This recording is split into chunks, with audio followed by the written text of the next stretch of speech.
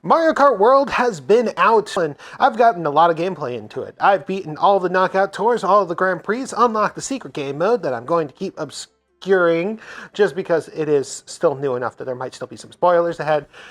And I have even headed to the Mushroom Kingdom in order to talk directly to Miss Peach over here, because I've got some thoughts on how we can improve it. And so, that's what this video is. Let's get into it. Hello, and welcome to Wolfy Talks About Mario Kart World. I almost did the Let's Play intro. Okay, but digressing a little bit, Mario Kart World has been out for a while now, and honestly, it's a lot of fun. Between the tricking mechanic and the ability to race all across the world, there's actually a lot to enjoy. Heck, I even enjoy the rally races, but that's also because I enjoy games like Forza. And oh, this feels like Forza. But there are some things that can definitely be improved, and I do hope that Nintendo plans on improving them in the future. So let's start with, I think, my main complaint, and that is the lack of a Classic Cup. We need a Classic Cup. So when playing online, you can actually race the 3-lap races, and in verse races you can do the 3-lap races. And they actually are more popular than doing the rally versions of the races. Because of that, when it comes to actually beating these courses in the most optimal way, unfortunately, that's just not being conveyed by doing the whole rally version. The rally version, you get as far ahead as you could possibly get, and then hold your lead for that last lap, where the 3-lap one is a bit more chaotic. And so, unfortunately, the single player doesn't really flow into the multiplayer that well, and while versus race is cool, you do have to manually select every single time you want to go to a course. So you can't build like your own custom Grand Prix, which would be a decent compromise. What I'm proposing, though, is that we have a Classic Cup mode. Now, I've seen in some of the comments that it should be like 12-player races instead of 24-player races. That might be a setting that we could turn on or off, but I would love to have just a straight-up, I'm going to race the Mushroom Cup, but it's going to be Classic, and then it would appease me at least. I think it would appease others as well. Now, speaking of the idea of custom cups, versus races need some improvement.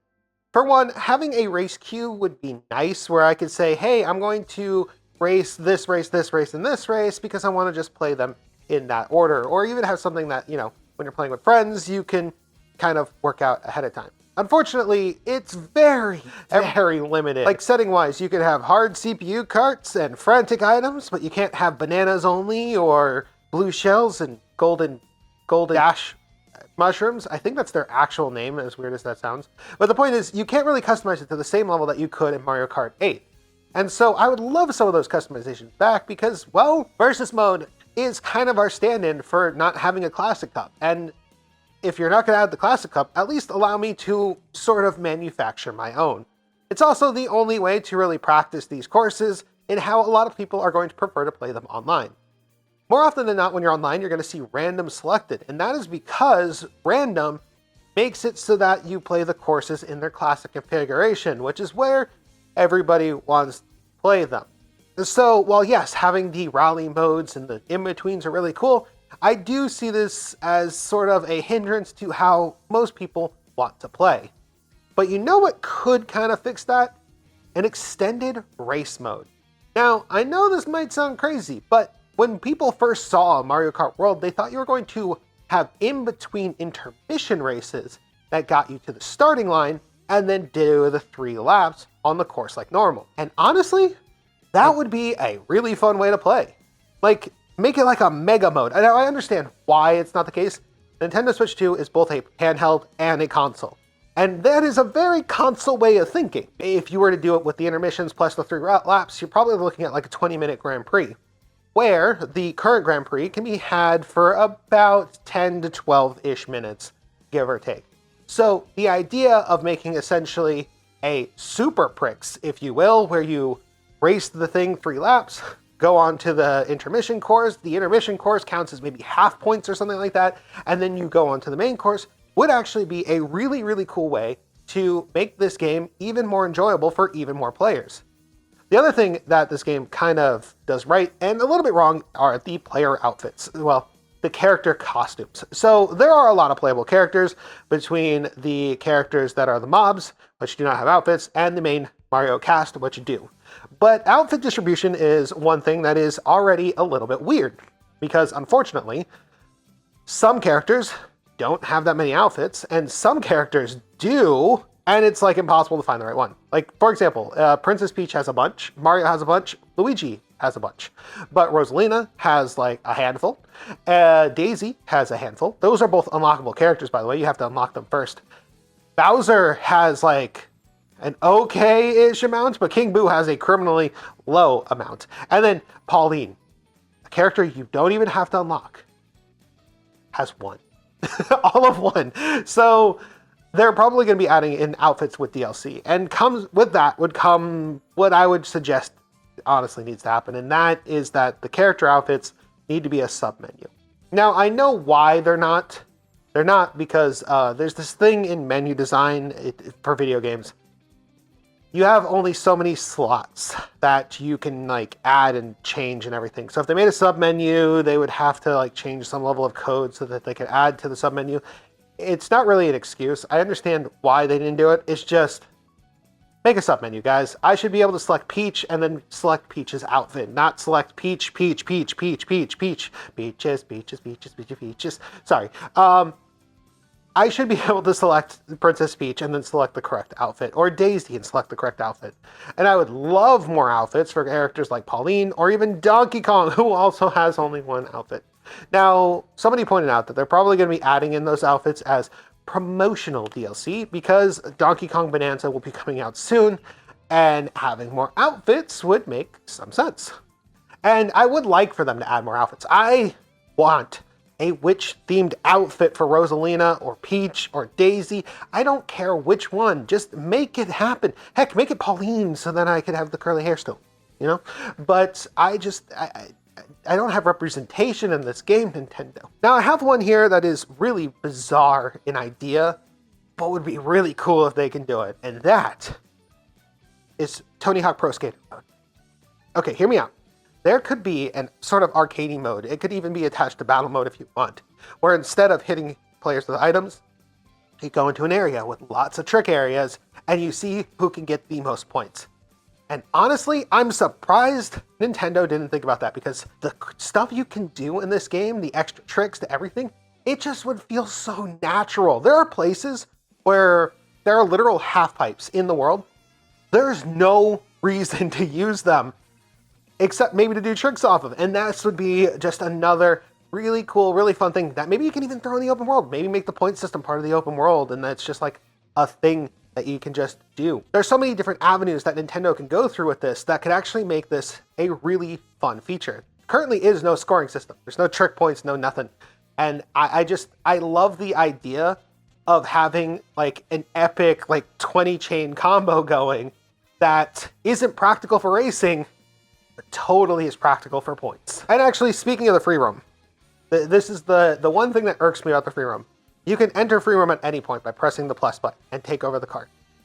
You can't exit free roam the same way. There needs to be a way to just exit free roam and open the menu without having to close free roam to enter the menu. I think that is just a natural thing to do. You don't even have to get the cart back to the track. It should just open the menu. I don't know why they did it that way. I think they wanted to account for the player being able to move the cart to an area that it can't easily get back to the main track. That's fine. And they could have just had a line of code that's like, if cannot find path find, just stop. Just don't move. Done. And then they could have made it so that you could just open the menu and get to the race, because that's what you're going to be doing anyway, or you're going to resume free roam.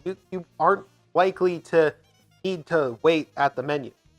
And it's not like they're contending with OLED where they have to keep the screen moving at all times to prevent burn-in. It's still an LCD screen, so, and it's an IPS screen at that. So yeah, I don't know why it's designed the way that it is, but I would prefer if it were a more instant thing that can be accessed quickly. Another thing I would change is I would actually add an option to do 12-player races instead of 24-player races.